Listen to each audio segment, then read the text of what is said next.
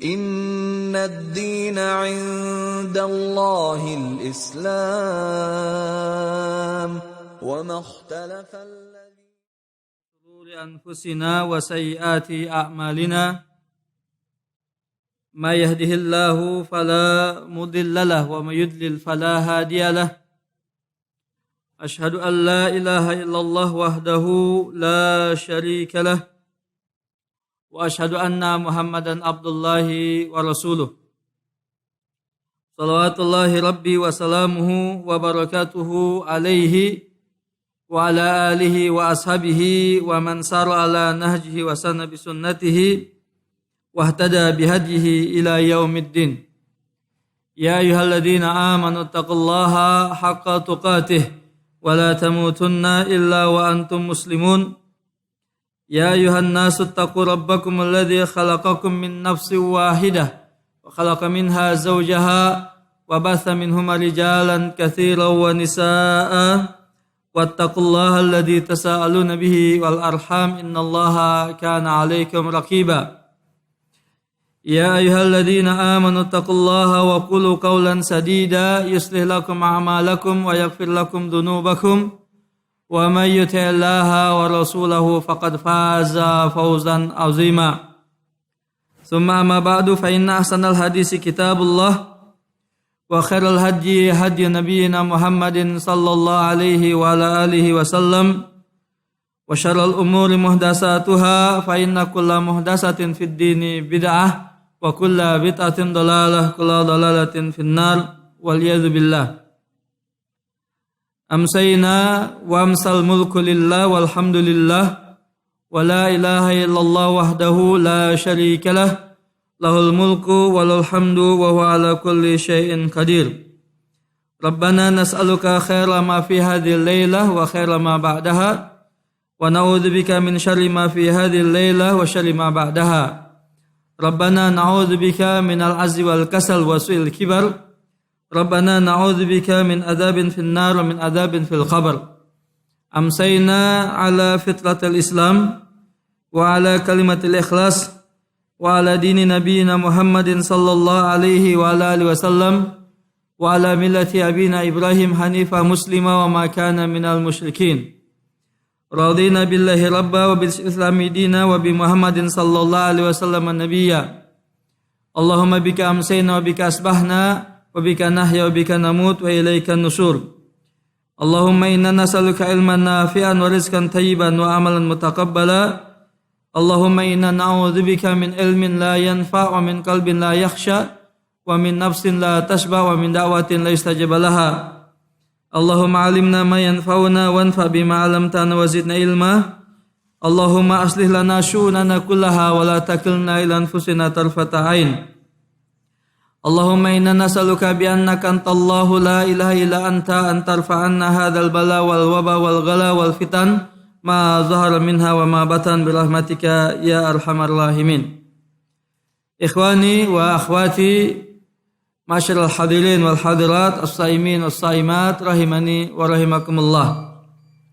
Kita awali kesempatan majlis kita yang kita harapkan mendapatkan keberkahan ini dengan memanjatkan puja dan puji serta syukur kita tujukan hanya pada Allah Subhanahu wa taala, Rabb semesta alam, tiada sekutu baginya. Yang hanya kepada Allah kita menyembah dan beribadah dan hanya kepadanya kita memohon pertolongan. Alhamdulillah atas berbagai limpahan nikmat, rahmat, karunia, keberkahan, keutamaan, kebaikan dan nikmat-nikmat lainnya. Semoga Allah Subhanahu wa taala berikan kepada kita kemampuan, kemudahan dan pertolongan, taufik dan hidayahnya agar kita dapat mensyukuri semua nikmat-nikmat itu untuk selanjutnya kita gunakan dalam rangka kita taat patuh beribadah kepada Allah Subhanahu wa taala. Lalu tidak lupa selawat dan salam kita limpahkan, kita haturkan kehadiran baginda Nabi Muhammad sallallahu alaihi wa alihi wasallam beserta keluarga beliau, sahabat beliau dan umat beliau hingga akhir zaman. Ikhwan wal akhwat fillah rahimani wa rahimakumullah, ma'asyiral hadirin wal hadirat, as-saimin was-saimat.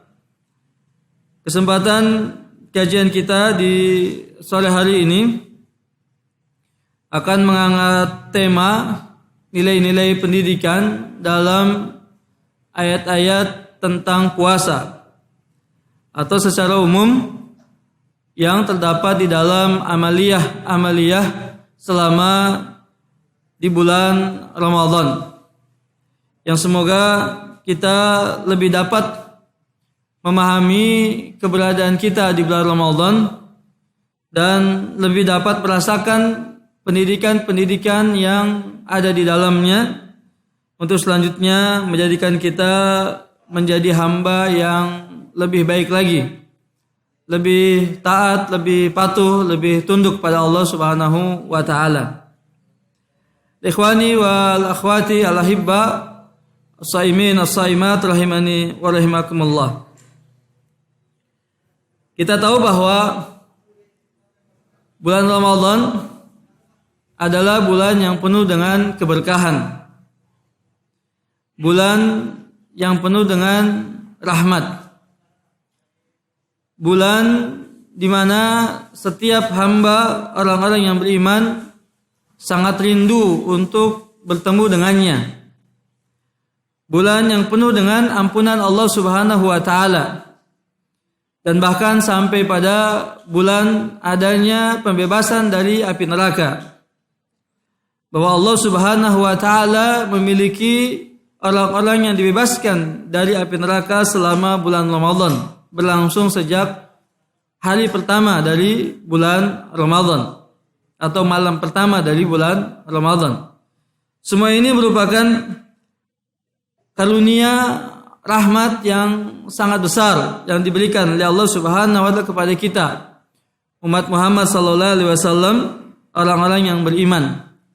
Sebagai bentuk kasih sayang Allah sudah barang tentu kepada kita semua. Karenanya menjadi kewajiban kita untuk memaksimalkan bulan Ramadan ini dengan berbagai ketaatan-ketaatan, ibadah-ibadah dan kebaikan-kebaikan lainnya. Ikhwani wal akhwati al-ahibba rahimani wa rahimakumullah. Ketika memasuki bulan Ramadan, Nabi sallallahu alaihi wasallam memberikan kabar gembira kepada sahabat-sahabatnya sebagaimana disebutkan dalam hadis yang diriwayatkan Imam Ahmad dan yang lainnya dari Abu Hurairah radhiyallahu anhu ardahu. Beliau sallallahu alaihi wasallam bersabda, "Atakum Ramadan syahrul mubarak.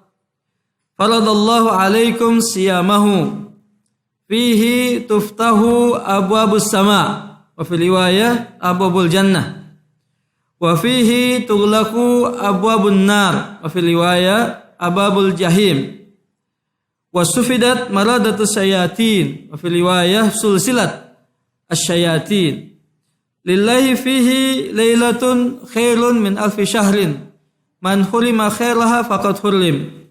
Atau kama qala sallallahu alaihi wasallam. Artinya, datang kepada kalian bulan Ramadan, bulan yang penuh dengan keberkahan. Allah Subhanahu wa taala mewajibkan kalian berpuasa di dalamnya. Pada bulan itu dibuka pintu-pintu langit. Dalam riwayat yang lain, pintu-pintu surga. Ditutup pintu-pintu neraka. Dalam riwayat yang lain, ditutup pintu-pintu jahanam. Kemudian dibelenggu maradatus syayatin, setan-setan yang jahat, atau dilantai setan-setan yang jahat. Lillahi fihi lailatun khairun min alfi syahr. Allah tabaraka wa taala pada bulan itu memiliki satu malam yang lebih baik daripada 1000 bulan. Man hurima khairaha faqad hurrim. Siapa yang diharamkan tidak mendapatkan kebaikannya, maka dia tidak akan mendapatkan kebaikannya. Ma'asyiral hadirin wal hadirat as-saimin as-saimat rahimani wa rahimakumullah. Hadis yang mulia ini menerangkan kepada kita banyak hal. Yang pertama tentang kabar gembira yang diberikan oleh Nabi sallallahu alaihi wasallam kepada sahabat-sahabatnya tentang kedatangan bulan Ramadan.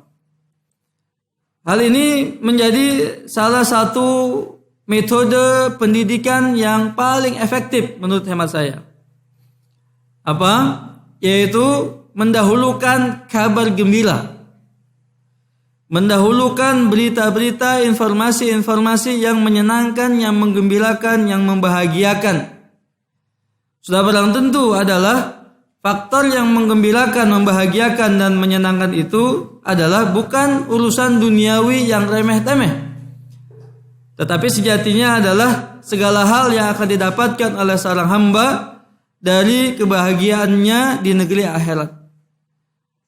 Baik berupa janji Allah Subhanahu wa taala yang akan Allah berikan kepada orang-orang yang beriman di negeri akhirat kelak, atau juga berupa sarana-sarana, media-media, wasilah-wasilah yang untuk mewujudkan janji Allah tersebut. Semuanya itu merupakan kabar gembira. Ya. Karenanya ini menjadi satu metode tersendiri dalam dunia pendidikan, bahwa kabar gembira itu memberikan energi positif, memberikan motivasi dan semangat kepada peserta didik, kepada siswa, kepada santri, kepada murid, kepada kita semua untuk meraih kegembiraan, kebahagiaan tersebut. Bukankah juga dalam riwayat yang lain dikatakan bahwa Nabi SAW memberikan kabar gembira kepada setiap orang-orang berpuasa? Ya, lisaimi farhatun inda fitrihi wa farhatun inda liqa'i rabbih, atau kama qala sallallahu alaihi wasallam. Wala khalufu famisaimi atyabu indallahi min rihil misk. Orang yang berpuasa akan mendapatkan dua kebahagiaan, dua kegembiraan, dua hal yang menyenangkan.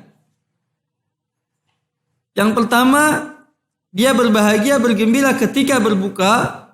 Yang kedua, ketika berjumpa dengan Rabb-Nya Subhanahu wa taala, dia telah membawa sebesar pahala puasa yang dia terima dari Rabb-Nya Subhanahu wa taala. Dan bau mulut orang berpuasa lebih harum di sisi Allah daripada rihil misk, bau dari minyak kasturi.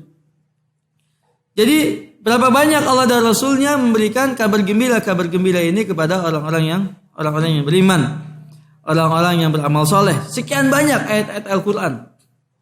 Kabar gembira Allah berikan kepada orang-orang yang beriman.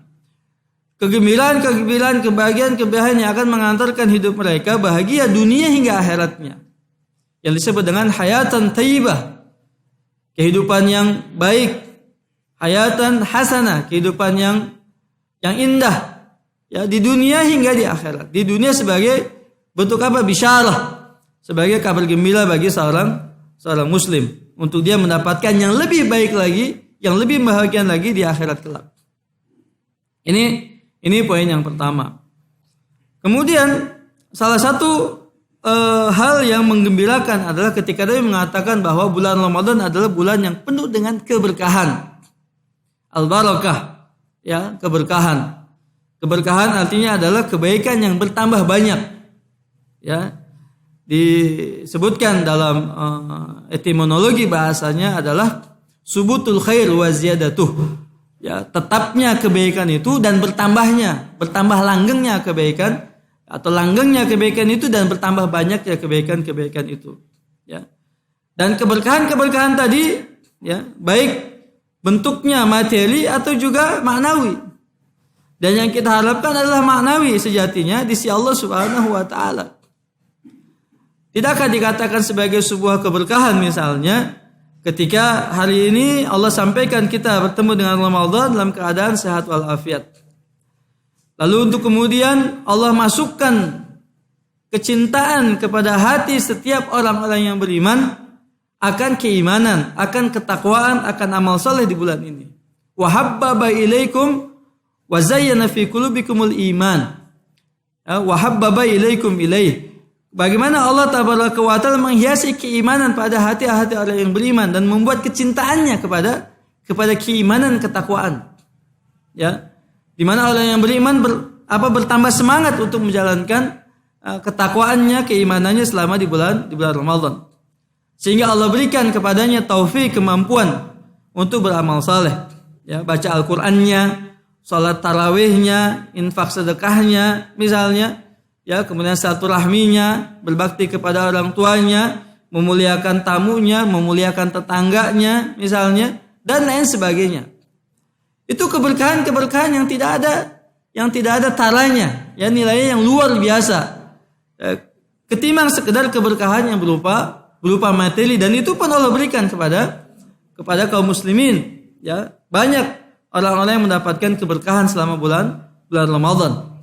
Ya, mohon maaf saja misalnya sepanjang jalan kita melihat berapa banyak dari kaum muslimin yang menjajakan makanan-makanan, menu-menu ya untuk berbuka dengan beraneka rasa, beraneka macam menunya, beraneka bentuknya misalnya, dan lain sebagainya. Dan Allah memberikan rezeki kepada mereka masing-masingnya. Ya, sehingga kaum muslimin yang hendak berbuka bisa memilih apa yang menjadi seleranya, kesukaannya, tinggal pilih saja. Semuanya telah disediakan. Ini satu keberkahan tersendiri. Ya, secara materi. Ya, tetapi ya semua itu tidaklah mengurangi nilai kita untuk mengharapkan keberkahan yang lebih besar di sisi Allah Subhanahu wa taala, berupa pahala yang sangat besar yang tidak ada hitungannya kecuali Allah Subhanahu wa taala semata, lalu diampuninya dosa-dosa kita, diangkatnya derajat-derajat kita, lalu dimasukkan ke dalam surganya Allah Subhanahu wa taala melalui pintu Ar-Rayyan. Ikhwani wa akhwati al-ahibba, ma'asyiral hadirin wal hadirat, as-saimin was-saimat, rahimani wa rahimakumullah. Kemudian berikutnya, di antara kabar gembira yang lain dikatakan bahwa pada bulan itu dibuka pintu-pintu langit, ditutup pintu-pintu neraka, dan dibelenggu setan-setan. Dalam riwayat yang lain, pintu-pintu surga, pintu-pintu jahanam, kemudian diikat, dibelenggu, dirantai ya setan-setan yang jahat. Semua itu perkara gaib. Pintu langit, pintu surga, pintu neraka, pintu jahanam, syaitan ya dari golongan jin. Itu semua 3 perkara itu perkara gaib. Ahlussunnah wal Jamaah memiliki kaidah ya dalam memahami perkara-perkara gaib, bahwa semuanya harus berdasarkan kepada wahyu. Wajib untuk mengimani perkara-perkara gaib yang dibangun di atas wahyu, dalil, Quran dan Sunnah yang dapat dijadikan sebagai hujjah. Ya. Untuk kemudian memahaminya secara zahir nasnya. Adapun kaifiatnya dan bagaimananya, Ahlussunnah wal Jamaah menyerahkan itu kepada Allah Subhanahu wa taala. Bagaimana pintu langit itu dibuka, bagaimana pintu surga itu dibuka, bagaimana pintu neraka itu ditutup, bagaimana setan-setan itu dibelenggu dari bangsa jin misalnya, ya. Bagaimananya diserahkan kepada Allah Subhanahu wa taala. Tapi sebagai orang beriman wajib untuk meyakini bahwa semuanya itu adalah benar adanya, hak adanya, dan wajib untuk imani. Dan tidak lain hikmah di balik ketiganya itu adalah untuk menolong, membantu, meringankan ya orang-orang yang beriman untuk mengerjakan amal-amal saleh, ketaatan-ketaatan dan ibadah-ibadah kepada Allah Subhanahu wa taala. Ketika pintu surga atau pintu langit dibuka, artinya apa? Sekecil apapun kebaikan yang dilakukan oleh yang beriman akan memudahkannya untuk masuk ke dalam surga. Begitu. Kemudian pintu neraka ditutup. Sebesar apapun kemaksiatan yang akan dilakukannya sangat sulit sekali ya untuk dilakukan pada bulan Ramadan. Karena semua orang mengawasi ya. Nuansa pengawasan, nuansa muraqabah dari Allah Tabaraka wa Ta'ala amat teramat sangat terasa oleh setiap orang-orang yang memiliki keimanan kepada Allah Subhanahu wa taala. Begitu. Begitu pula halnya pengaruh-pengaruh negatif eksternal dari jin ya, atau maksud saya dari syaitan, dari golongan jin. Ini menjadi berkurang. Bahkan hampir tidak ada sama sekali. Pengaruh buruk ya, bisikan-bisikan buruk, was-was yang buruk ya dari bangsa jin, ya setan-setan dari bangsa jin itu dibelenggu, berkurang sama sekali. Kita tinggal menghadapi faktor-faktor negatif dari eksternal yang lainnya. Ya, atau internal dan eksternal yang lainnya. Seperti misalnya kita memiliki hawa nafsu. Ya, pada diri kita masing-masing memiliki hawa nafsunya. Ya, inna nafsa la'ammaratun bisu. Ya, nafsu itu selalu atau senang dia menyuruh untuk perbuatan-perbuatan yang buruk, yang jelek. Jadi kita akan menghadapi diri kita sendiri. Nafsu-nafsu kita yang jelek. Ya, pikiran-pikiran kita yang jelek, sifat-sifat kita yang jelek misalnya. Egois kita yang jelek, iri hati kita yang jelek, dengki kita yang jelek, hasad kita yang jelek, dan semua penyakit-penyakit hati yang lain yang ada pada diri kita.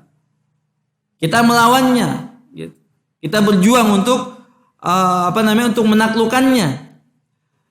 Sementara faktor-faktor negatif eksternal yang lainnya, misalnya teman yang jelek, kawan yang jelek, misalnya sahabat yang jelek, tetangga yang jelek, atau mitra yang jelek misalnya, itu juga harus kita kalahkan mereka. Ya, sebagaimana disebutkan dalam hadis Nabi sallallahu alaihi wasallam, masalu al-jalis salih wal jalis su. Perumpamaan teman duduk yang baik dengan teman duduk yang jelek. Berarti ada nih faktor eksternal yang jelek lainnya yang akan mempengaruhi diri kita. Begitu. Nah, tapi ketika Allah mengatakan pintu surga dibuka, pintu neraka ditutup, dan setan-setan dibelenggu, semuanya itu untuk meringankan orang-orang yang beriman dalam mengerjakan ketaatan-ketaatan dan untuk meninggalkan kemaksiatan pada Allah Subhanahu wa taala. Ya. Itu bagian daripada kabar gembira yang disampaikan oleh Nabi sallallahu alaihi wasallam. Lalu sebelum itu kalimatnya adalah bahwa faradallahu alaikum siyamahu. Allah Subhanahu wa taala mewajibkan kepada kalian untuk berpuasa di dalamnya. Nah, untuk puasa sendiri insyaallah akan kita bahas pada poin berikutnya insyaallah taala. Kemudian berikutnya lillahi fihi lailatul khairun min alfi syahrin. Allah memiliki satu malam yang lebih baik daripada 1000 bulan, yang dikenal dengan Lailatul Qadar, ya, lebih baik daripada 1000 bulan. Artinya ibadah pada hari itu, ibadah pada malam hari itu lebih baik daripada ibadah selama 1000 bulan. Apa yang lebih baik? Sudah barang tentu adalah kualitasnya, pahalanya, ya, yang Allah sediakan, yang Allah berikan, ya, ganjaran bagi mereka-mereka yang beribadah pada Allah pada malam itu, pada bulan itu, ya. Itu lebih baik daripada 1000 bulan. Apapun bentuknya. Sebagai contoh begini misalnya, Anda salat 2 rakaat pada malam itu, 2 rakaat Anda pada malam itu lebih baik daripada 2 rakaat yang Anda lakukan pada 1000 bulan. Anda mengerjakan salat wajib pada malam itu, berarti salat wajib yang Anda lakukan malam itu lebih baik daripada salat wajib yang Anda lakukan selama 1000 bulan selain malam itu. Begitu. Ya, dan begitu seterusnya. Ya, setiap kebaikan yang dikerjakan pada malam itu, maka nilainya adalah 1000 bulan, ya, atau kalipatannya 1000 kali lipat dari apa yang kita kerjakan. Ikhwani wa akhwati al-ahibba rahimani wa rahimakumullah. Berikutnya saya mengajak kita untuk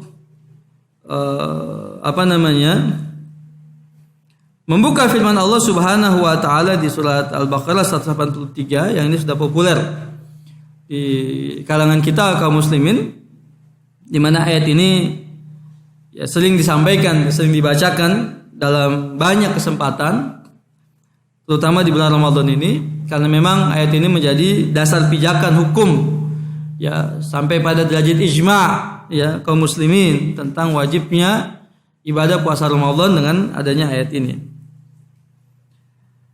Allah Subhanahu wa taala berfirman, a'udzubillahi minasyaitonir rajim, ya ayyuhalladzina amanu kutiba alaikumusiyam kama kutiba alal ladzina min qablikum la'allakum tattaqun. Wahai orang yang beriman, diwajibkan atas kamu berpuasa sebagaimana yang diwajibkan atas orang sebelum kamu agar kamu bertakwa. Ya. Ayat ini saya ingin mengajak kita semua untuk memahaminya dengan 2 konsep. Yang pertama dengan konsep produksi, yang kedua dengan konsep ilmu pendidikan. Dengan konsep produksi, maka ayat ini kita pahami dalam 3 komponen produksi utama. Bahwa satu rangkaian produksi memiliki 3 komponen utama. Yang pertama adalah bahan baku, yang kedua ada proses, dan juga subprosesnya mungkin, dan yang ketiga adalah hasil dari produksi itu. Ya. Jadi ayat ini kita tempatkan dalam 3 komponen. bahan baku yang dimaksud dalam ayat ini adalah sudah barang tentu keimanan. Karena diawali dengan ya ayyuhalladzina amanu, keimanan.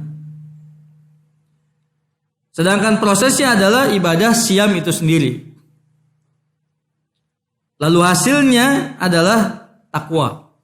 La'allakum tattaqun, ya, untuk menghasilkan takwa.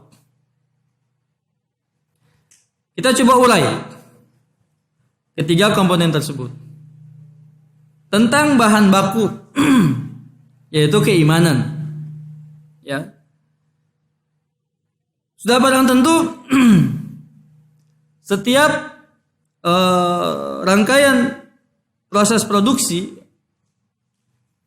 bahan bakunya berbeda-beda, berkelas-kelas, ya, tidak sama, ya. KW1, KW2, KW3, paling tidak begitu, ya. Sehingga kalau kita ingin membeli bahan bangunan, akan ditawarkan itu KW1 atau KW2 atau KW3, ya. Karena memang dari bahan bakunya saja sudah berbeda, ya. Disesuaikan dengan tebal dan tipisnya kantong kita, begitu. Ya, maka kita umpamakan begitu, ya. Dan keimanan memang demikian adanya, bertingkat-tingkat. Ketika Ahlus Sunnah wal Jamaah memahami al-iman yazidu wa yanqus, iman itu bertambah dan berkurang, maka ada keimanan yang terus bertambah, ya. Bahkan sampai pada derajat akmal, sempurna keimanannya. Sehingga disebutkan dalam hadis Nabi sallallahu alaihi wasallam, akmalul mu'minina imanan ahsanum khuluqa. Orang-orang beriman di antara kamu yang paling akmal, sempurna keimanannya adalah ahsanum khuluqa, yang akhlaknya paling baik di antara mereka. Jadi ada keimanan yang akmal, yang sempurna keimanannya. Begitu. Ya. Berarti kalau ada yang sempurna keimanannya, maka ada yang tidak demikian. Bahkan sampai pada titik yang paling rendah dari keimanan. Ya. Bukankah disebutkan dalam hadis Abu Dzar dan juga hadis Aisyah radhiyallahu anhuma, ya, ketika Nabi sallallahu alaihi wasallam, la yu'minu al-mu'minu idza zana fa huwa mu'min. Tidaklah beriman seorang mukmin ketika dia berzina dalam keadaan beriman. La yu'minul mu'minu idz syaribal khamr fa huwa mu'min. Ya, tidaklah beriman seorang mukmin ya, ketika dia minum khamr dalam keadaan beriman. La yu'minul mu'minu ya idz saraka fa huwa mu'min. Tidaklah beriman seorang mukmin ketika dia mencuri dalam keadaan beriman. Atau kama qala sallallahu alaihi wasallam. Begitu. Termasuk juga hadis Aisyah, yukhriju minan nari man kana fi qalbi mithqalu dzarratin min iman. Akan dikeluarkan dari api neraka orang yang dalam hatinya terdapat mithqalu dzarrah, sebesar biji dzarrah, ya. Biji sawi dari keimanan. Yukhrij minan nar, akan dikeluarkan dari api neraka. Begitu. Ya, kemudian dikatakan wa in zana ya Rasul wa in zana. Wa in syaribal khamr ya Rasul wa in syaribal khamr. Wa in saraka ya Rasul wa in saraka wa in ragiba anfa bidzar. Meskipun Abu Dzar tidak menyukainya. Begitu. Nah, itu menunjukkan bahwasanya ada keimanan yang sampai pada titik nadir paling rendah, yaitu mithqalu dzarrah, ya, seperti biji sawi. Dan tadi ada yang akmal dan ada yang sebesar biji sawi, ya. Lalu sudah barang tentu yang lainnya pada umumnya ya standar. Nah, maka ini bisa kita buatkan kelasnya, ya. Ini kelas 1, Masya Allah, eksekutif. Yang ini kelas 2, bisnis. Yang ini kelas 3, ekonomi. Kalau dalam bahasa di surat Fatir, bahasa Al-Quran, Allah memilih dengan bahasa summa awrasnal kitabal ladzina istafaina min ibadina faminhum zalimun li nafsihi wa minhum muqtasidun wa minhum sabiqun bil khairati biiznillah. Kemudian kami wariskan Alkitab, Al-Quran kepada hamba-hamba pilihan kami. Maka di antara mereka ada yang zalimun li nafsihi, ya, kelas 3. Ya, KW3 itu. Ekonomi, zalimun li nafsihi. Kemudian muqtasidun, pertengahan, kelas 2. Ya, bisnis. Kemudian sabiqum bil khairati biiznillah. Ya, yang bersegera mengerjakan kebaikan dengan izin Allah tabaraka wa taala, itu KW1, kelas 1, eksekutif. Begitu. Sudah barang tentu kurvanya adalah piramida. Yang kelas 1 eksekutif lebih sedikit, kemudian kelas bisnis banyak sedikit, kemudian yang ekonomi yang paling banyak kelas ekonomi. Yaitu kurvanya begitu. Ya. Keimanan juga demikian. Lalu di mana posisi kita? Apa kita berada di eksekutif atau bisnis atau ekonomi? Begitu. Ya kan? Bahan baku kita ini apa gitu kan? Di mana posisi kita, bahan baku kita? Nanti kita dapati yang kelas ekonomi saja itu 60 tingkatan. Itu kelas ekonomi itu 60 tingkatan. Saya memberikan analogi yang sederhana saja, meskipun tidak harus, ya. Saya menyebut bahwa kelas eksekutif itu para nabi dan rasul, di mana kualitas keimanan mereka, ya, adalah yang tertinggi di antara manusia. Karena Allah pilih mereka.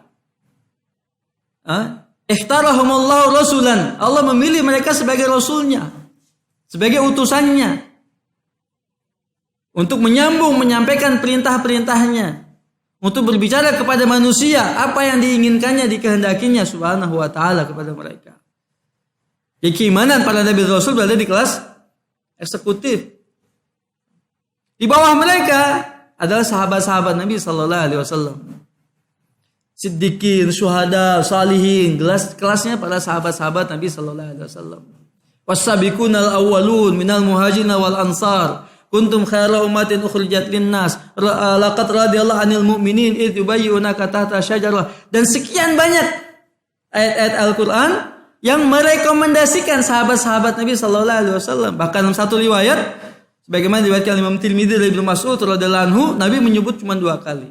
Khairun nas qarni tsummal ladzina yalunahum. Sebaik-baik manusia adalah zamanku, kemudian zaman sesudah mereka. Oke, kita katakan hadis ya, dari Ibnu Mas'ud sampai kepada generasi tabi'in, sahabat, tabi'in, khairun nas, khairul qurun, sebaik-baik zaman. Tapi sunnah yang wajib untuk diikuti adalah sunnati wa sunnati al-khulafa'ir rasyidin al-mahdiyyin. Menunjukkan bahwa sahabat-sahabat Nabi sallallahu alaihi wasallam berada di bawah satu level dari para nabi dan rasul. Apa kata Nabi sallallahu alaihi wasallam? La nabiyya ba'di. Tidak ada nabi sepeninggalku. Ya.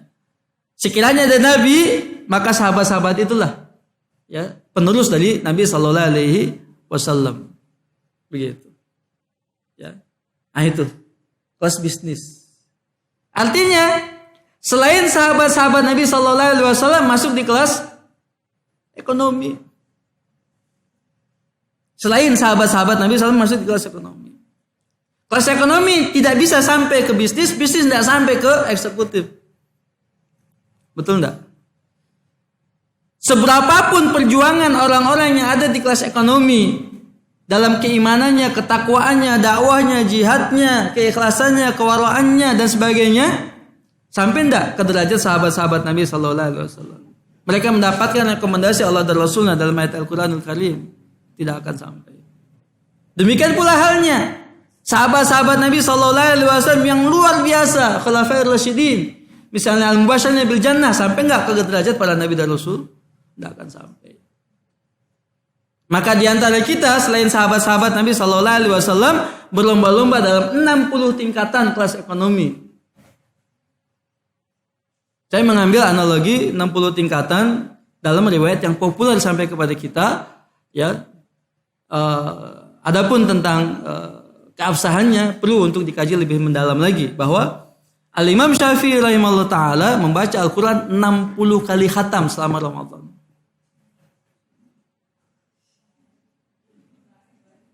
Al-Imam Syafi'i rahimahullah ta'ala 60 kali khatam selama Ramadan. Kita 1 kali. Berarti kita 1/60-nya Imam Syafi'i. Itu kelasnya Imam Syafi'i. Bahwasanya kita dengan beliau di kelas ekonomi, iya, oke, kelas ekonomi. Tapi lihat ekonominya Imam Syafi'i dengan ekonominya kita. Kalau kita gelar tikar ekonominya. Ya. Maka kita berlomba-lomba untuk meningkatkan kualitas kita di kelas ekonomi kita. Memperbaiki kualitas keimanan kita pada Allah Subhanahu wa taala, memperbaiki keikhlasan kita dalam berkata, berbuat, beramal. Ini bahan bakunya. Kita baru bicara masalah bahan baku nih keimanan. Tadi paham dong? Kelas kita ada di situ, bahan baku kita di situ. Ya. Kita bicara lagi kelas bisnis, kelas ekonomi, kelas eksekutif, masya Allah. Kita bicara diri sendiri. Itulah kita. Disitulah tempat kita, disitulah posisi kita. Suka nggak suka, senang nggak senang, rela nggak rela, tahu nggak tahu, sadar nggak sadar, begitu. Disitulah tempat kita. Gitu. Untuk kemudian menjalankan proses itu. Menjalankan proses itu. Kalau bahan bakunya 3 kelas, proses juga sama. 3 kelas prosesnya. Begitu yang paling tidak disebutkan para ulama-ulama al-hikmah ketika menyoroti tentang kualitas puasanya manusia. Ada yang disebut dengan puasa khawasul khas, ada yang puasanya khas, ada yang puasa awam. Siam khawasul khas. Ini puasanya tadi para nabi dan rasul, orang-orang yang istimewa. Siamul khas, orang-orang yang istimewa, para sahabat-sahabat Nabi sallallahu alaihi wasallam. Dan siamnya orang awam. Siamnya para nabi dan rasul semua, jiwa raganya, hatinya berpuasa semua, menjalankan ibadah puasa semua, menjaga semua yang diperintahkan oleh Allah Subhanahu wa taala. Rukun-rukunnya, penyempurnanya, kemudian kewajiban-kewajibannya. Ya, hatinya berpuasa, jiwanya berpuasa, panca inderanya berpuasa. Begitu. Ibadah-ibadahnya ikut berpuasa, dalam artian meningkat selama dalam ibadah puasa. Dan orang-orang istimewa, ya, sahabat-sahabat Nabi Sallallahu Alaihi Wasallam, ya, yang menyertai, ya, dengan hatinya, jiwanya. Sementara orang-orang awam hanya puasa dari makan dan minum. Ya. Tambah satu lah, meninggalkan syahwat dengan istrinya di siang hari bolong. Kalau dia tidak mau kena puasa 2 bulan berturut-turut. Itu puasanya orang awam, hanya sebatas puasa indera, panca indera saja, makan, urusan minum. Kemudian meninggalkan syahwat. Mohon maaf, jika seperti itu saja, sama dengan puasanya makhluk Allah yang lain. Pohon jati itu ketika musim kemarau berpuasa dengan cara menggugurkan daun-daunnya. Kupu-kupu itu berpuasa, ya, dalam kepompongnya. Ya kan? Dan bahkan mohon maaf, misalnya ibil itu juga mampu berpuasa, berjalan berhari-hari tanpa makan dan minum. Misalnya. Dan yang lainnya, bahkan sebagian manusia untuk menjalankan operasi besarnya dia mesti berpuasa terlebih dahulu misalnya. Ya, ini puasanya orang-orang awam. Jadi ibadah puasa itu juga begitu sama. Ya. Tidak hanya sekedar puasa panca inderanya, hatinya dan jiwanya ikut berpuasa. Meninggalkan dan menjauhi dari hal-hal yang dilarang oleh Allah Subhanahu wa taala, ditambah dengan semangatnya untuk menjalankan semua perintah-perintah Allah Subhanahu wa taala. Begitu. Prosesnya begitu. Sama, bertingkat-tingkat prosesnya. Sehingga jika bahan bakunya sudah berbeda-beda, prosesnya juga berbeda-beda, maka hasilnya juga berbeda. Tingkat ketakwaannya juga berbeda. Maka Allah katakan, inna akramakum indallahi atqakum. Yang paling mulia di sisi Allah di antara kalian adalah yang paling bertakwa. Atqakum. Nabi mengatakan, inni la atqakum lillah, kata Nabi sallallahu alaihi wasallam. Wa akhwakum lillah, walakinni, katanya, asum wa uftir, usalli wa arqud, wa atazawwajun nisa, faman raghiba an sunnati falaysa minni. Ketika Nabi mengcounter attack tuh, ya, 3 orang yang datang kepada istri Nabi selalu bertanya tentang ibadah Nabi Sallallahu Alaihi Wasallam, lalu sebagian mereka mengatakan, aku akan berpuasa sepanjang tahun, tidak akan berbuka. Aku akan sholat malam sepanjang tahun, tidak akan tidur, dan aku tidak akan menikahi para wanita. Lalu Nabi mengatakan begitu. Fama balu qaumin yaqulu kada wa kada wa kada inni la atqakum lillah wa akhwakum ilaih. Sesungguhnya aku adalah orang yang paling bertakwa di antara kalian kepada Allah dan paling takut kepadanya. Maka yang dikatakan paling bertakwa siapa tadi? Para nabi dan rasul. Gitu. Kelasnya tadi. Ya. Levelnya tuh eksekutif tadi. Berarti kalau ada yang paling bertakwa, maka ada yang ketakwaannya itu di bawahnya. Ya. Sesuai dengan prosesnya tadi, ya. Amal solehnya, amal ibadahnya. Dan sejatinya proses untuk menghasilkan takwa itu tidak hanya puasa. Tidak hanya puasa. Sejatinya adalah semua perintah-perintah Allah yang harus kita jalankan, yang harus kita laksanakan, dan semua larangan-larangan Allah yang harus kita tinggalkan adalah proses dalam rangka kita menghasilkan ketakwaan kita pada Allah Subhanahu wa taala. Itu prosesnya. Jadi tidak hanya satu ibadah saja, tapi terangkai dengan ibadah-ibadah yang lainnya. Sebagian kawan menganalogikan dengan tadi subproduksi atau subproduksi tadi. Masih dalam rangkaian proses. Sebagai contoh misalnya, ya. Mobil kita itu, ya, pabrik mobil itu, ya, dia punya rekanan, punya mitra, ya kan, yang memproduksi komponen-komponen mobil itu sendiri. Ada pabrik bannya sendiri, ada pabrik mesinnya sendiri, ya kan, ada pabrik ya, bodinya, cupnya sendiri, ada juga mungkin pabrik ngecatnya sendiri itu, ya, bodinya, ya. Kemudian juga ada apalagi misalnya dan lain sebagainya. Apakah mobil itu berjalan sendiri-sendiri dengan pabrik-pabriknya? Ban itu berjalan dengan sendirinya tanpa yang lain? Mesin itu berjalan sendirinya tanpa yang lain? Atau kap bodi mobil itu berjalan sendiri tanpa yang lain? Kan tidak. Terangkai semua dalam satu rangkaian yang utuh sehingga bisa bergerak dan bisa berjalan.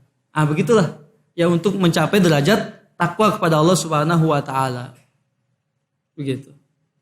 Nah, paling tidak dalam ayat Al-Qur'an ada 6 ayat Al-Quran yang ujungnya adalah la'alakum tattaqun.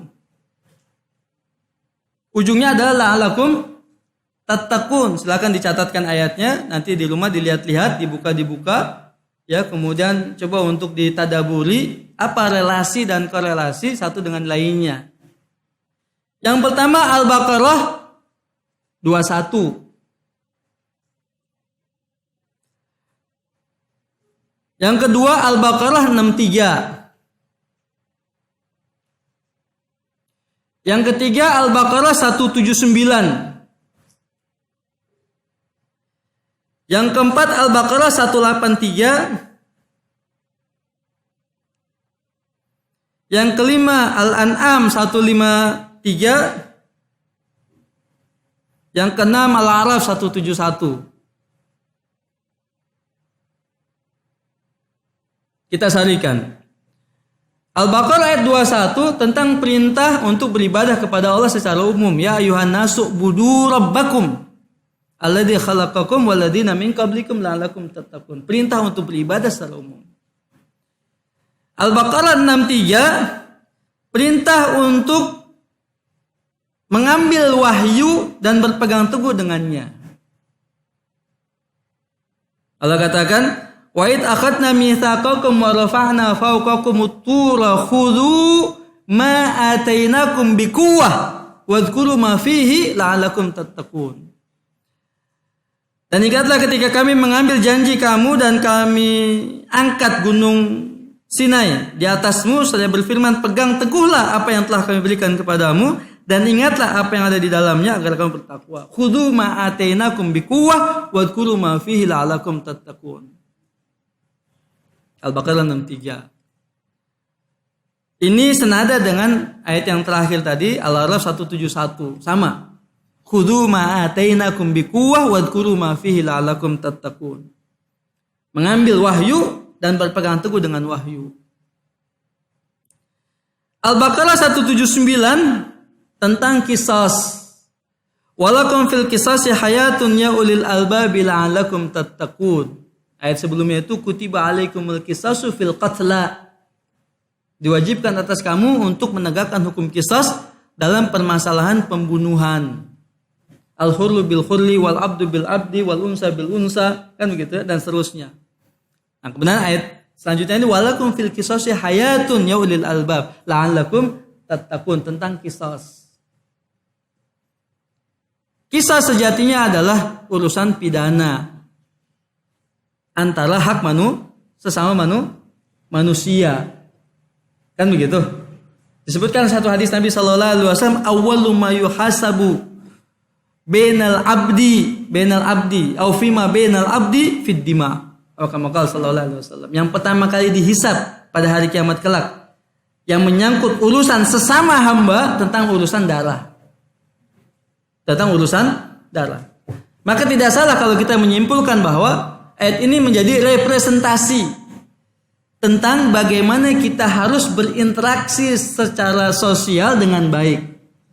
Berhubungan hablum minan nasnya itu dengan baik, begitu. Karena urusan darah, urusan kehormatan, urusan harta dan lain sebagainya ini merupakan bagian daripada interaksi sosial kita sesama hamba Allah Subhanahu wa taala. Menjaga hablum minan nas. Dulibat alaihimul dhillatu wal maskanatu aina masukifu illa bihabli minallahi wa habli minan nas. Mereka diliputi kehinaan di mana saja mereka berada. Kehinaan, kerendahan di mana saja mereka berada, kecuali mereka berpegang teguh dengan hablum minallah wa hablum minan nas. Maka Al-Baqarah 183-nya tentang ayat puasa itulah sesungguhnya representasi dari hablum minallah. Di mana ibadah puasa adalah ibadah yang paling istimewa di hadapan Allah Subhanahu wa taala. Ya sesudah salat, ketika Allah mengatakan illa syam fa innahu li wa ana azibihi. Sementara salat menepati, ya, Masya Allah, salat dan puasa itu luar biasa, saling menempati posisi yang terdekat dengan Allah Subhanahu wa taala. Begitu. Ya. Jadi ibadah puasa itu representasi dari apa tadi? Hubungan dengan Allah, hablum minallahnya. Hak-hak Allah, memenuhi semua hak-hak Allah Subhanahu wa taala. Baru kemudian Al-An'am 153 tentang istiqamah di atas agama Islam, di atas syariat Allah Subhanahu wa taala. Wa anna hadza sirati mustaqiman fattabi'uh wa la tattabi'us subula fatafarraqu bikum an sabilih. Dzalikum wasaqum bihi la'allakum tattaqun. Dan sesungguhnya ini adalah jalanku yang lurus. Ikutilah dia.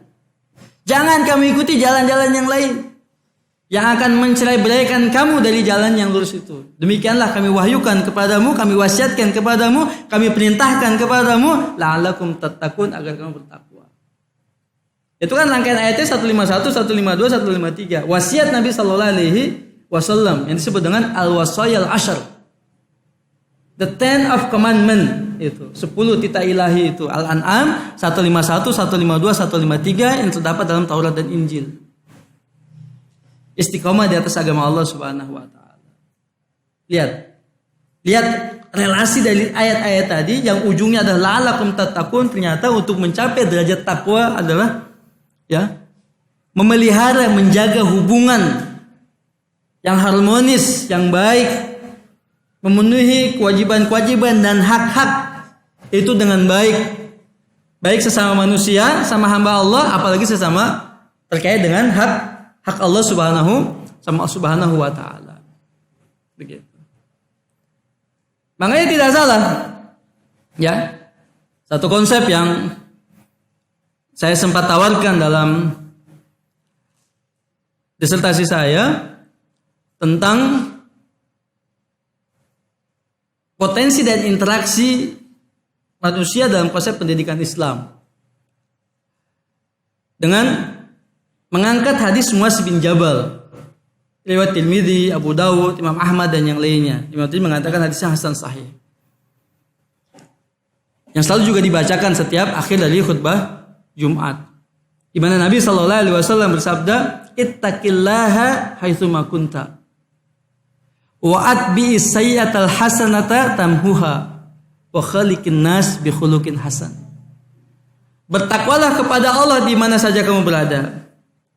Iringi kejelekan dengan kebaikan, niscaya akan menghapuskannya, dan pergauli manusia dengan cara yang baik. Tiga poin ini, 3 kalimat ini ya sebagai gambaran tentang interaksi manusia sebagaimana disebutkan oleh banyak para ulama dan Ibnu Qayyim rahimahullah taala. Dan juga para ulama yang lainnya. Ya. Bahwa ittaqillaha haitsu ma kunta itu bagaimana kita berinteraksi bermuamalah kepada Allah Subhanahu wa taala. Untuk bertakwa kepadanya, menjalankan perintah-perintah Allah dan menjauhi larangan-larangannya. Lalu untuk kemudian yang kedua, wa'atbi sayyatal hasanata tamhuha. Muamalah kepada diri sendiri.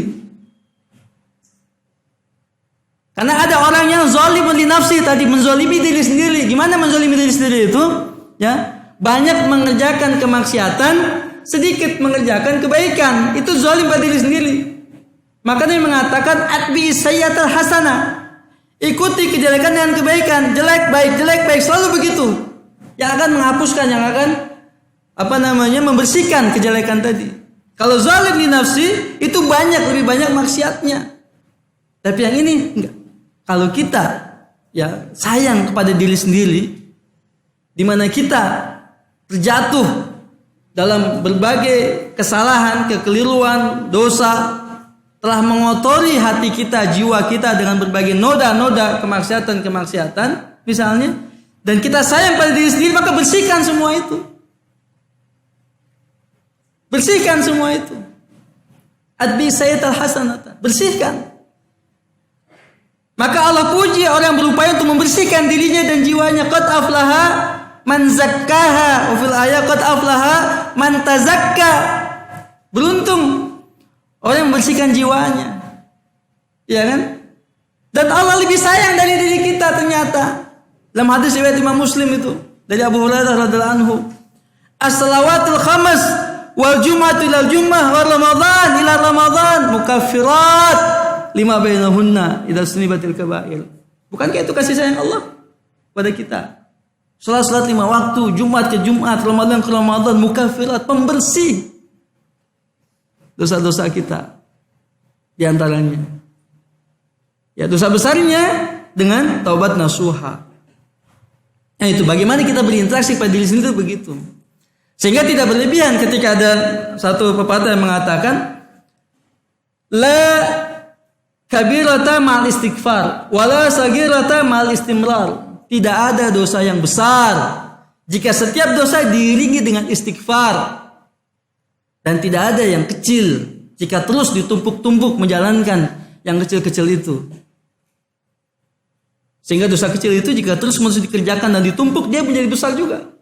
Sementara dosa besar sekalipun jika diiringi dengan taubat dan istighfarnya, maka dia akan hancur. Ya, at-taib min adz-dzanbi kaman la dzanba lahu. Orang taubat dari dosa seperti orang tidak berdosa. Dan panjang kalau kita ingin membahas ini. Begitu. Ya. Nah, itu kasih sayang Allah Subhanahu wa taala. Pembersih harian, pembersih pekanan, pembersih tahunan disediakan semua. Allah Subhanahu wa taala untuk kita. Gitu. Bagaimana kita menyayangi diri kita dan Allah lebih sayang kepada kita sesungguhnya dengan memberikan fasilitas untuk membersihkan diri kita. Begitu. Kemudian khaliqin nas bi khuluqin hasan. Pergauli manusia dengan akhlak yang terpuji, akhlak yang baik, akhlak mulia. Ya. Hablum minan nasnya. Barulah tadi sampai pada derajat takwa. Innal jannah uiddat lil muttaqin. Surga itu Allah sediakan untuk orang-orang yang bertakwa. Nah, itu baru konsep produksi, ikhwan sekalian. Ikhwani wa akhwati al-ahibba, ma'asyiral hadirin wal hadirat, shaimin as-shaimat rahimani wa rahimakumullah. Yang kedua, ayat itu kita coba untuk memahaminya dengan konsep ilmu pendidikan. Ini yang terkadang juga luput dari pandangan kita. Yang pertama, Allah Subhanahu wa taala memulai ayat ini dengan ya ayyuhalladzina amanu. Wahai orang-orang yang beriman. Para ahli bahasa ya, terutama ahli balaghah, sastra bahasa Arab itu mengatakan bahwa jenis panggilan atau kalimat panggilan ya disebut dengan an-nida yang seperti ini dikenal dengan nidaul habib, panggilan kecintaan. Panggilan yang penuh dengan kasih sayang dan kecintaan. Begitu. Wahai orang-orang yang beriman. Ya. Perhatikan juga misalnya panggilan Luqman kepada putranya, ya bunayya. Kalimat bunayya, ya ananda, putraku. Bagaimana panggilan Ismail kepada ayahandanya, ya abati. Ini panggilan-panggilan yang penuh dengan kesayangan, kecintaan. Begitu. Ya. Ini saja sudah satu metode pendidikan yang sangat tepat, yang sangat efektif. Yang terkadang kita sering melupakannya. Di mana proses pendidikan yang sangat kompleks, ya, yang juga rumit, unik, ya. Ketika diawali dengan seruan-seruan, panggilan-panggilan yang penuh dengan kasih sayang, kecintaan, yang menyenangkan, yang menggembirakan, yang membahagiakan, ini mampu memberikan motivasi pada diri seorang siswa, seorang santri, seorang murid, seorang penuntut ilmu. Begitu. Memberikan energi positif, ya, memberikan motivasi.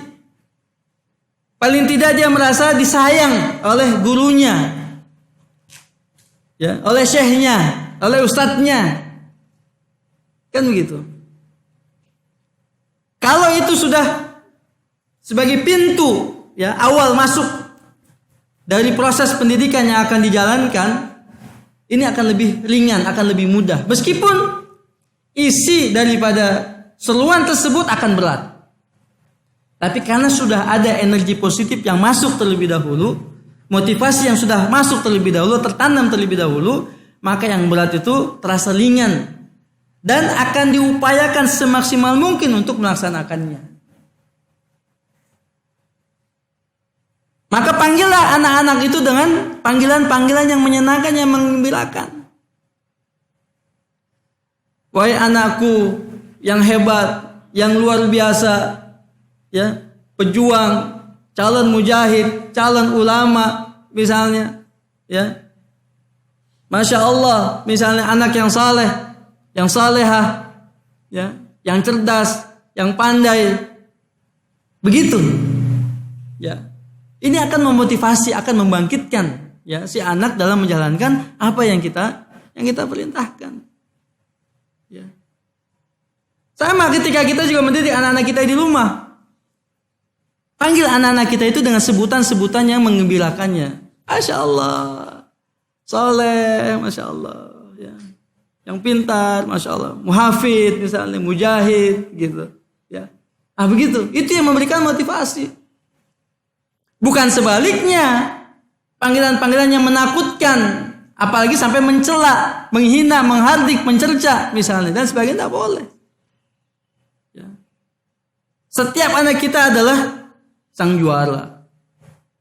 Dia mengalahkan, ya, jutaan, ya, sel-sel itu, kromosom itu, dan dia juaranya, dia pemenangnya. Betul enggak? Kan gitu. Kenapa setelah dia lahir itu bersama kita, lalu gelar sang juaranya itu hilang dari dirinya? Setiap kita juara, setiap anak kita sang juara. Dia punya potensi-potensi yang harus kita tumbuh kembangkan. Potensi positifnya kita tumbuh kembangkan. Potensi negatifnya kita minimalisir. Begitu. Ya. Ini terkadang luput ini. Sama seorang syekh, seorang guru kepada muridnya, kepada santri juga begitu, sama. Jangan mudah untuk menghardik, jangan mudah untuk mencela muridnya. Gitu kan. Sampai dihina misalnya, bahlul misalnya, gitu kan. Atau kata-kata kalimat-kalimat julukan-julukan yang tidak mengenakan. Ahmak misalnya, balit misalnya, tidak boleh itu. Ya. Justru itu merendahkan. Kurvanya akan selalu kurva gunung. Segala hal selalu memiliki kurva gunung secara umum. Apa maksud saya? Begini. Kalimat-kalimat panggilan dalam hal ini, dalam konteks ini. Kalimat-kalimat panggilan ya, yang menyenangkan, yang membahagiakan, menggembirakan. Secara umum berada di tengah. Kebanyakan anak senang diperlakukan seperti itu. Gitu. Kebanyakan anak bergembira, berbahagia diperlakukan seperti itu dengan panggilan-panggilan yang menyenangkan, yang menggembirakan. Kebanyakan anak. Maka bagian sebelah sini ekstrem kiri, sini ekstrem kanan. Satu panggilannya sama, ya. Yang ekstrem kirinya justru sebaliknya, ya. Dengan panggilan yang menyenangkan itu malah menjatuhkan, malah dia terlena. Kan begitu? Malah dia terlena. Sebaliknya yang ekstrem kanan misalnya menjadi-jadi misalnya. Iya kan? Itu selalu segala hal penyikapan dalam segala hal itu pada umumnya adalah kurva gunung namanya. Ekstrem kiri, ekstrem kanan yang jumlahnya sedikit, sementara yang pada umumnya itulah ya barometer keumumannya begitu. Ya, nilai keumumannya yang dipahami oleh keumuman dan kebanyakan orang ketika diperlakukan dengan hal-hal yang baik tadi, misal dalam konteks ini, ya. Dan silakan sebutkan kasus-kasusnya, maka kita akan dapati juga begitu, ya, statistiknya. Ini metode yang pertama. Bagaimana kita yang mampu memilih kata-kata, kalimat-kalimat yang membangkitkan motivasi, yang menyenangkan, yang menggembirakan, yang membahagiakan. Ya, bukan pujian-pujian kosong, tapi penuh dengan harapan-harapan. Begitu. Ya. Baik. Untuk kemudian misalnya yang kedua, kutiba alaikumus syiyam. Kalimat kutiba sendiri Allah sebutkan dalam bentuk sigot majhul namanya. Kalimat pasif dalam bahasa Indonesia. Bukan kalimat aktif. Bedanya adalah kalimat aktif menggunakan awalan me, kalimat pasif menggunakan awalan di. Paham ya? Yang aktif disebutkan subjeknya, yang pasif tidak disebutkan subjeknya. Ayat ini menggunakan kalimat pasif, tidak disebutkan subjeknya. Yang menggunakan kutiba, diwajibkan atas kamu. Maka di situ ada pertanyaan, siapa mewajibkan? Para ulama jelas mengatakan ini merupakan bentuk ibtila alal iman. Ya. Ujian atas keimanan. Kalau dalam konteks ilmu pendidikan disebut dengan pretest. Pretest itu apa namanya? Pendahuluan, penjajakan. Tes pendahuluan, tes penjajakan untuk kesiapannya. Kalimat ya ayyuhalladzina amanu, dia sudah dikatakan sebagai mukmin beriman, betul enggak keimanannya nih? Apakah cuma iman-iman imitasi misalnya? Apakah betul keimanannya atau tidak? Maka ada pretest tadi, kutiba tadi. Ya. Sah-sah saja. Setiap guru, setiap santri, apa yang disebut dengan pretest itu adalah mereview, murojaah dari pelajaran sebelumnya. Siapa yang ingat pelajaran kemarin? Kemarin kita sudah sampai bab apa ya? Kan sekedar mengingatkan. Ya, materi ini sudah pernah kita sampaikan, ada yang ingat dalilnya? Kan begitu. Itu namanya pretest namanya. Sebagai bahan review, murojaah dari ilmu yang telah dipelajarinya. Gitu. Yang boleh jadi ada yang terluput anak itu, yang tidak terlintas. Tapi ketika ditanya dengan mukadimah seperti itu, wah, iya ya apa ya? Dia coba catat lagi pertanyaan itu, kemudian dia rujuk ya kepada jawaban yang sebenarnya. Itu faedahnya tuh. Ya. Kalimat kutiba itu disampaikan dalam bentuk pasif. Ya. Dan kalau dalam ilmu pendidikan itu yang dikenal dengan pretest tadi. Ya, tes pendahuluan untuk mereview informasi ilmu yang sudah disampaikan sebelumnya. Begitu. Ya. Poin ketiga. Kutiba alaikumus siyam kama kutiba alal ladzina min qablikum. Siyam sendiri yang secara bahasa artinya adalah imsak, menahan, ya. Yang secara terminologi syariahnya dia adalah al-imsak anil mufattirat atau anil muftirat katanya. Min tulu'il fajar ila ghurubi syams ma'an niyah. Ya. Itu terminologi syara'nya tentang puasa itu. Menahan hal-hal yang membatalkannya. Ya, semenjak terbit fajar hingga terbenam matahari diiringi dengan niat. Niat memang untuk taqarrub ilallah azza wa jalla. Ya. Itu terminologi puasa itu sendiri.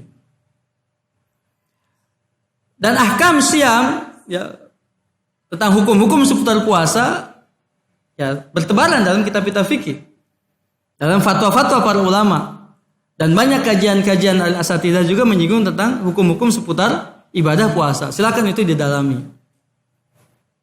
Ya, tapi saya menyoroti dari sudut lain, bahwa puasa adalah salah satu ibadah yang di dalamnya terdapat masyaqqah namanya. Masyaqqah itu apa? Unsur yang berat untuk menjalankannya. Tetapi bukan tidak sanggup untuk dikerjakan. Karena taklif ma la yutaq mamnu. Membebani dengan satu tugas, satu pekerjaan, satu perintah yang tidak sanggup dikerjakan itu terlarang. Allah mengatakan la yukallifu nafsan illa usaha. Terlarang. Membebani seseorang dibebani dengan satu pekerjaan, dengan satu tugas dan bukan kapasitasnya, bukan keahliannya dan kita tahu dia tidak sanggup mengerjakannya itu dilarang. Gitu. Ya kan? Kenapa? Idza wusidal amru ila ghairi ahlihi fantadharis sa'ah. Jika satu urusan diserahkan kepada yang bukan ahlinya, tunggu kehancurannya. Kalau membebani dengan sesuatu yang tidak sanggup dikerjakan, maka yang muncul apa? Kerusakan-kerusakan. Ini pelajaran loh. Penting nih untuk kepada anak-anak kita.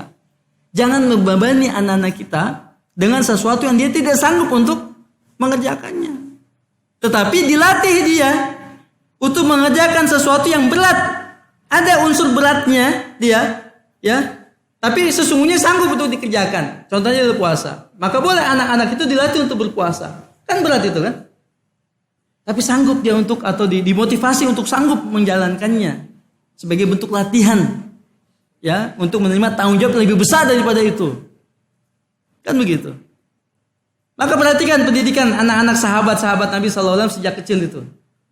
Ya kan? Berat itu. Menggembala kambing. Berat. Memerah susu onta misalnya berat. Kalau orang Jawa bilang itu bawa air apa namanya? Ngangsu itu apa? Ya bawa air di ember itu. Ya. Untuk mengairi sawahnya. Berat itu. Ya. Bantu orang tuanya numbuk gandum misalnya berat.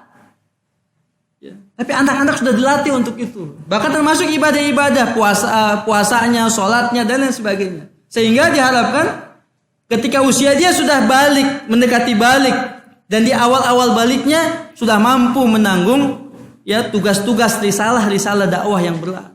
Maka jangan heran kalau sekelas Usama bin Zaid bin Haritsah radhiyallahu anhu sebagai komandan perang pada usia 17-18 tahun. Jangan heran itu. Karena sejak kecil pendidikan itu sudah dimulai, gitu. Leadershipnya sudah dibangun sejak kecil itu. Ya. Jadi jangan dimanja, anak-anak kita tidak boleh dimanja, tapi juga tidak boleh dibebani dengan beban yang terlampau berat dan dia tidak sanggup untuk mengerjakannya. Ah begitu, itu kan satu pendidikan, nilai konsep pendidikan yang sangat berharga yang sering kita lupakan. Di antara kita ekstrim tadi itu memanjakannya. Di sisi yang lain ada ekstrim juga yang memperkerjakan anak-anak itu ya yang bukan tugasnya. Mohon maaf misalnya anak-anak disuruh keluar ke jalanan misalnya. ngamen, minta-minta misalnya, mulung, itu kan tidak manusiawi. Ya, bukan tugas dia. Terenggut masak anak-anaknya misalnya. Ya, begitu. Sama juga termasuk kita. Buat kita, bukankah menghafal Al-Quran itu berat? Berat buat kita. Daya ingat kita, misalnya waktu luang kita, misalnya segala macam berat. Tapi apakah beratnya itu sama sekali kita tidak sanggup? Atau sebenarnya kita punya kemampuan untuk itu? Kita berusaha semaksimal mungkin untuk mengerahkan daya dan upaya kita menghafal Al-Quran, sanggup. Walaqad yassarna Al-Qur'ana lidzikri fahal min muddakir. Kami mudahkan Al-Quran itu untuk dzikir. Ya. Ini poinnya nih. Poin yang keberapa itu tadi ya, tentang konsep pendidikan ini, ilmu pendidikan kita ini. Melatih ya anak-anak itu dengan beban-beban, dengan tugas-tugas yang memiliki unsur berat di dalamnya tetapi masih sanggup untuk dikerjakan. Karenanya panggilan yang pertama penting tuh. Ya enggak? Sudah dipanggil dengan penuh kasih sayang dan kecintaan, sudah diberikan motivasi yang sudah merasuk ke dalam jiwanya, sehingga yang terkesan berat menjadi lebih ringan. Betul enggak? Kan gitu. Ya. Poin berikutnya, nilai berikutnya. Kama kutiba 'alal ladzina min qablikum. Kaf di situ disebut dengan harfu tasbih. Harfu tasbih. Huruf untuk penyerupaan. Ya. Penyamaan, penyerupaan sebagaimana atau sama dong dengan umat-umat sebelum kalian juga berpuasa. Saya melihatnya dalam ilmu pendidikan ini disebut dengan aspek kompetisi atau metode kompetisi. Musabaqah, perlombaan. Betul enggak? Ya. Banyak kan dari ayat Al-Quran Allah katakan fastabiqul khairat, berlomba-lomba dalam kebaikan. Allah katakan lagi wasari'u ila maghfiratin mir rabbikum wa jannatin, bersegera, berlomba. Gitu. Wasabiqu dalam ayat yang lain. Ya. Berlomba, bersegera. Gitu. Kenapa? Karena Allah tahu kita manusia punya fitrah berkompetisi. Kita punya fitrah berkompetisi. Ingin mendapatkan yang lebih dari apa yang ada sekarang.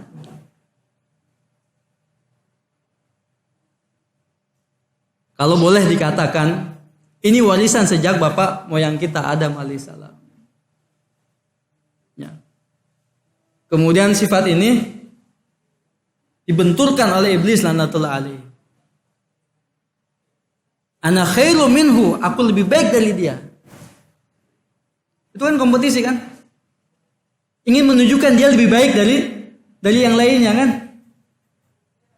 Sementara Adam alaihissalam ketika Allah subhanahu wa ta'ala katakan la taqrabu hadhihi syajarah, jangan kamu dekati pohon ini. Why? Kenapa enggak boleh didekati? Semua boleh semua. Maksudnya ini enggak boleh sih. Kenapa nih? Ada apa nih? Tuh, rasa ingin tahunya, rasa penasarannya, ya, rasa untuk mendapatkan apa yang sudah ada ingin didapatkan semuanya lagi. Dibisikin dengan bisikan-bisikan iblis laknatullah alaihi. Yang disebut dengan syajaratul khuld. Syajaratul khuldi menurut perkataannya iblis laknatullah alaihi. Akhirnya terjadi apa yang terjadi? Ya, biqadarillahi azza wajalla. Ya.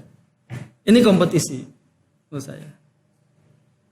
Puasa itu diwajibkan atas kalian umat Muhammad, tapi umat-umat sebelum kalian juga sebelumnya sudah berpuasa, mereka juga diwajibkan juga pada mereka berpuasa, gitu. Dan mereka sanggup menjalaninya, dan mereka telah berhasil dan sukses menjalaninya. Masa kamu tidak sanggup sih? Masa kamu merasa keberatan sih? Makanya setelah ayat ini banyak tuh penjelasan-penjelasan Allah untuk meringankan mereka-mereka yang tidak sanggup berpuasa. Ya kan? Walal ladina yutikunahu, misalnya fidyatu ta'amu miskin, faman kana minkum maridan aw ala safarin, misalnya kan gitu. Ya. Masa berat sih, gitu kan? Toh umat sebelum kalian saja bisa kok melaksanakannya, dan mereka telah lulus dan berhasil melaksanakannya. Seharusnya kamu lebih berhasil lagi, lebih mampu lagi. Kompetisi dalam hal yang baik maksud saya. Bukan kompetisi urusan duniawi yang remeh-temeh. Urusan duniawi, Nabi mengatakan undur man adnaka. Ya kan? Allah yazdilu ni'matallahi 'alaika, kama qala sallallahu alaihi wasallam. Perhatikan orang yang di bawahmu untuk urusan duniawi. Ya kan?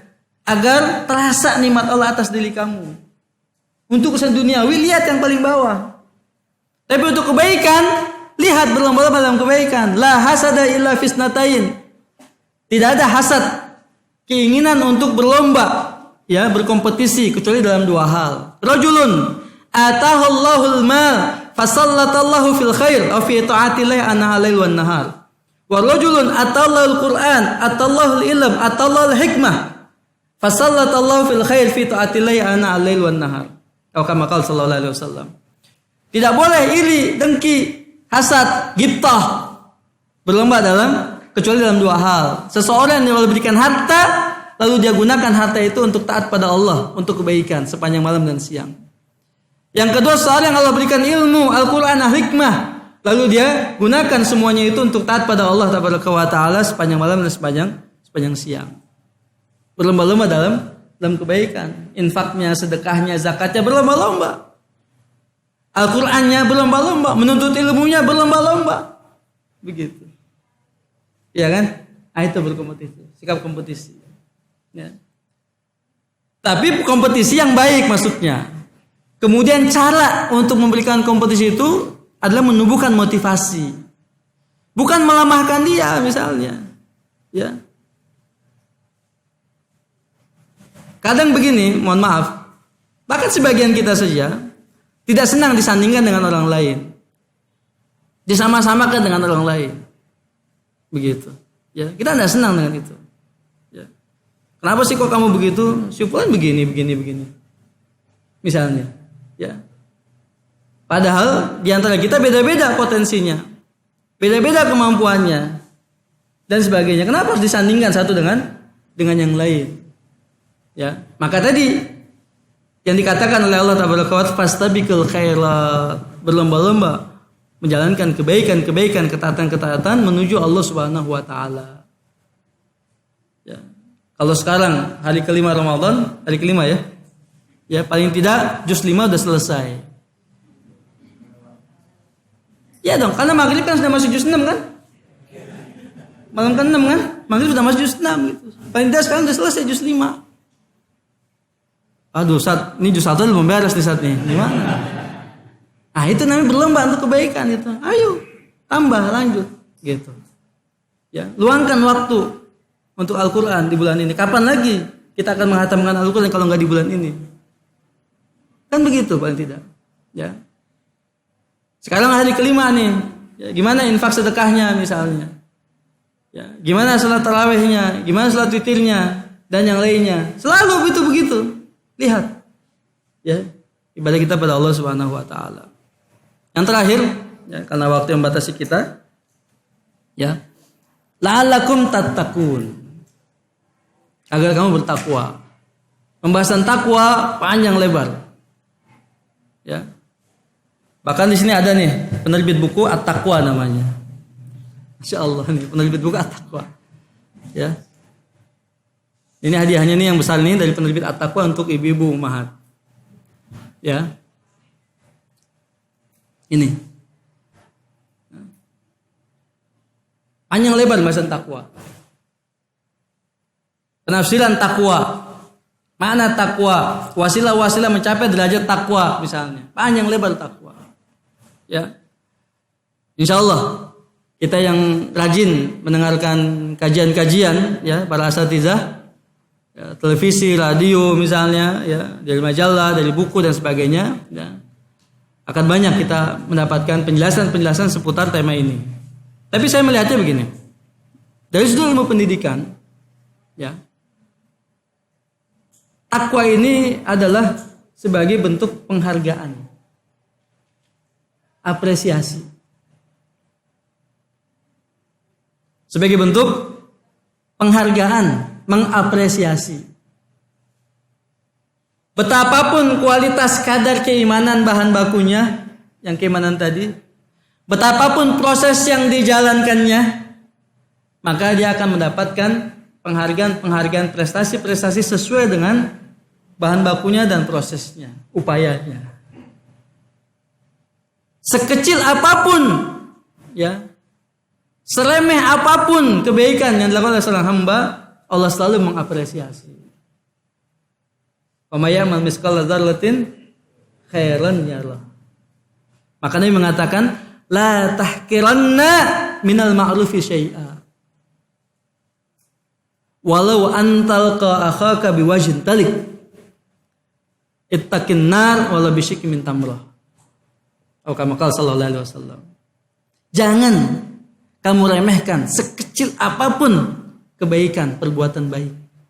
Meskipun kamu bertemu dengan saudaramu dalam keadaan wajah yang ceria, wajah yang berseri. Ya. Meskipun cicilan motor belum lunas, kontrakan belum dibayar, SPP anak-anak masih nunggak, ketemu sama saudaranya dengan wajah yang berseri. Assalamualaikum, kaifa halukum? Senyum. Tabassum kali wajhiki ka sadaqah. Ya kan? Jangan remehkan sekecil apapun ya kebaikan itu. Meskipun kamu bertemu dengan saudaramu dalam keadaan wajah yang berseri, ceria, yang menyenangkan. Ittaqin nar wala bisyikki min tamrah. Jaga dirimu dari neraka meskipun dengan separuh dari buah kurma yang kamu bagi dua untuk berbuka. Begitu. Kalau saya melihatnya itu pembinaan keikhlasan. Ya, karena biasanya memberi sedikit itu lebih ikhlas ketimbang memberi banyak. Ya kan? Ini yayasan sedang menggalang donasi ya untuk pembebasan atau menyempurnakan membayar pelunasan hutang dari wakafnya lahan parkir yang masih ada di angka 100 berapa? Enggak, 173 sekian kalau tidak salah itu. Ya. Silakan nanti diupdate oleh yayasan. Ya. Sedang menggalang donasi untuk itu. Silakan para jemaah juga mumpung nih di bulan Ramadan ya. Kesempatan untuk betul berinfak, bersedekah, wakaf ya untuk itu. Ya.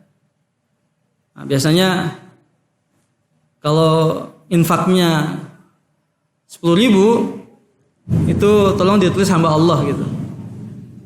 Ya. Nggak mau ditulis namanya gitu kan. 10.000 siapa Pak nama? Hamba Allah aja dah. Tapi kalau dia merasa ngasih 1 juta, siapa namanya Pak? Pak Haryanto. Baru ngasih 1 juta ingin disebut namanya. Ya. Tapi kalau 10.000 mau nggak disebut namanya? Nggak mau disebut namanya. Hamba Allah. Berarti 10.000 itu yang ikhlas, yang 1 juta yang tidak, nggak belum tentu juga kan? Gitu ya. Ya. Jadi biasa manusia begitu. Kalau sedikit yang beli, insya Allah ikhlas. Insya Allah. Kebanyakan orang itu begitu. Itu nggak Pak? Kebanyakan orang kalau ngasih sedikit itu ikhlas insya Allah Taala. Dia anggap ya angin lalu saja, lupa. Padahal itu harta yang sebenarnya yang dia berikan itu. Tapi kalau berasa ngasih banyak saja, ingin disebut namanya, ingin disanjung-sanjung, ingin dipuji-puji di mana-mana. Bahkan diancam itu marbot masjid itu. Yang ngumumkan nggak disebut namanya gitu kan. Mas besok mau jadi marbot nggak katanya? Kenapa Pak? Kok nama saya nggak disebut? Ah ini. Meskipun keikhlasan bukan itu ukurannya, karena ikhlas ada dalam hati. Tapi itulah bagaimana melatih untuk keikhlasan hati itu ya. Dalam hal ini dalam konteks memberi infak tadi ya, diawali dengan yang sedikit. Dilatih dengannya sedikit. Insya Allah ya. Dia juga akan ikhlas ketika dia memberikan yang banyak. Begitu. Dan kalau itu suka memberikan yang banyak sekaligus, yang sedikit itu sering gitu. Itu lebih baik tuh, yang sedikit itu sering jadinya. Ketimbang 1 juta 1 kali, mendingan 10.000 terus menerus itu. Pagi, siang, sore, malam 10 nggak kehitung gitu. Ya kan? Betul nggak? Ketimbang antum 1 juta 1 kali udah plek yang ingin ditulis lagi namanya. Kalau nggak ditulis antum sewot, antum marah, antum ngancam itu marbot misalnya. Udah, mendingan ngasih 10.000. Tapi pagi, siang, sore, malam. Yang 4 kali ngasih per hari. Terus 10.000, 10.000, 10.000, 10.000. Setiap kali ikhlas. Itu namanya melatih keikhlasan. Jangan kamu remehkan kebaikan sekecil apapun juga. Itu bentuk apresiasi, penghargaan dari Allah Tabaraka wa Ta'ala. Ini yang terkadang terlupakan ya dalam proses pendidikan kita. Seorang guru, seorang ustadz, seorang kiai, ya, seorang syekh, seorang pendidik, seorang pengajar selalu mengapresiasi sekecil apapun usaha dari muridnya, dari santrinya, dari anak didiknya. Tidak perlu mungkin dengan materi, ya. Tapi apa misalnya doa-doa itu bentuk apresiasi. Barakallahu fikum, masya Allah. Ahsanallahu ilaikum, masya Allah. Jazakumullahu khairan, misalnya. Ahsanallahu ilaikum wa zadakumul khirsan, misalnya. Zadakumullahu ilman, ya. Begitu. Itu apresiasi namanya. Sekaligus berisi doa di dalamnya. Yang doa sendiri ini masya Allah ini salah satu wasilah pendidikan yang luar biasa yang terkadang dilupakan oleh kebanyakan kita. Kita mengandalkan kemampuan diri kita, ilmu pedagogi kita misalnya, tapi melupakan doa. Padahal boleh jadi doa-doa itulah yang bermanfaat. Kenapa? Karena sesungguhnya ilmu itu Allah berikan ke dalam hati. Pemahaman itu Allah berikan ke dalam hati. Sesungguhnya. Sementara hati itu siapa yang menguasai? Allah Subhanahu wa Ta'ala. Kalau begitu, apa yang bisa menjadi faktor penentunya berubahnya hati tadi? Doa kita kepada Allah Subhanahu wa Ta'ala agar anak-anak kita diberikan hati-hati yang bersih, hati-hati yang baik, hati-hati yang mampu untuk menangkap ilmu, memahami ilmu, dan mampu menggerakkan anggota badannya melaksanakan ilmu itu. Gitu. Ini bentuk apresiasi, penghargaan. Sekecil apapun, ya, usaha yang dilakukan oleh seorang, kita berikan penghargaan. Ya. Nah ini, iwan sekalian, ya, dan juga akhwat fillah rahimani wa rahimakumullah, beberapa nilai-nilai pendidikan dalam ayat puasa itu sendiri yang jika kita kaji ternyata subhanallah azim, ya banyak sekali kandungan yang sangat-sangat bermanfaat, ya. Kemudian sebelum kita tutup pemaparan materinya, saya ingin mengingatkan kita semua bahwa misi utama dari ibadah puasa yang kita jalankan adalah untuk menggapai maghfirah, ampunan Allah Subhanahu wa Ta'ala. Nabi SAW mengatakan, man shoma ramadhana imanan wa ihtisaban ghufira lahu ma taqaddama min dhanbi. Ya. Siapa yang menjalankan ibadah puasa Ramadan dengan penuh keimanan dan mengharapkan balasan sempurna di sisi Allah Tabaraka wa Ta'ala, ghufira lahu ma taqaddama min dhanbi, diampuni dosa-dosa yang lalu. Dalam banyak hadis disebutkan juga yang dengan redaksi yang lain, man qama Ramadan, ya, menghidupkan qiyamul Ramadan. Dalam riwayat yang lain, man qama Lailatul Qadar, menghidupkan malam Lailatul Qadar. Ya. Dan riwayat yang lain itu doa sesudah berwudu, doa sesudah makan dan minum, doa sesudah berpakaian.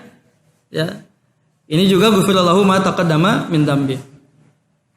Kenapa demikian? Karena tadi kita pernah singgung tadi di hadis riwayat Imam Muslim tadi, ya, bahwasanya ini merupakan kasih sayang Allah kepada hamba-hambanya yang beriman untuk membersihkan diri mereka, membersihkan jiwa dan hati mereka. Salat 5 waktu, salat Jumat, kemudian Ramadan, ya, itu untuk membersihkan jiwa-jiwa dan hati-hati mereka. Ya. Adapun balasan pahala menjadi kewenangan mutlak milik Allah Subhanahu wa Ta'ala. Adapun derajat yang tinggi itu juga menjadi kewenangan mutlak Allah Subhanahu wa Ta'ala berikan kepada hamba-hamba yang Dia kehendaki. Adapun memasukkannya ke dalam surga melalui babul layyan, ini juga menjadi kehendak dan kewenangan Allah Subhanahu wa Ta'ala secara mutlak. Ya, untuk memasukkan orang yang berpuasa ke dalam surga melalui babul layyan. Buat kita yang terpenting adalah ghufira lahu ma taqaddama min dhanbi. Diampuni dosa-dosa kita, kesalahan-kesalahan kita, gitu kan? Itu yang betul-betul kita harapkan. Ya. Banyak kajian-kajian tentang maghfiratuz dzunub wa takfirus sayyi'at katanya. Pengampunan dosa-dosa dan penghapusan kesalahan-kesalahan. Apa perbedaan antara maghfirah dengan takfir? Apa perbedaan antara zunub dengan sayyiat? Itu juga banyak disinggung oleh para ulama. Ya. Sehingga saya mengajak diri saya dan juga kita semua, mari sama-sama kita berlomba-lomba dalam kebaikan, dalam ketaatan, ya, memanfaatkan kesempatan Ramadan ini dengan semaksimal-maksimalnya, ya, demi kita meraih keutamaan-keutamaan yang telah dijanjikan oleh Allah Subhanahu wa taala melalui lisan nabinya sallallahu alaihi wasallam. Semoga Allah berikan taufik dan hidayah pada kita semua, kemudahan dan pertolongan pada kita semua agar kita dimampukan untuk mengisi dan memakmurkan Ramadan ini dengan sebaik-baiknya. Allahumma amin ya rabbal alamin. Wassallallahu nabiyana Muhammad wa ala alihi wasallam.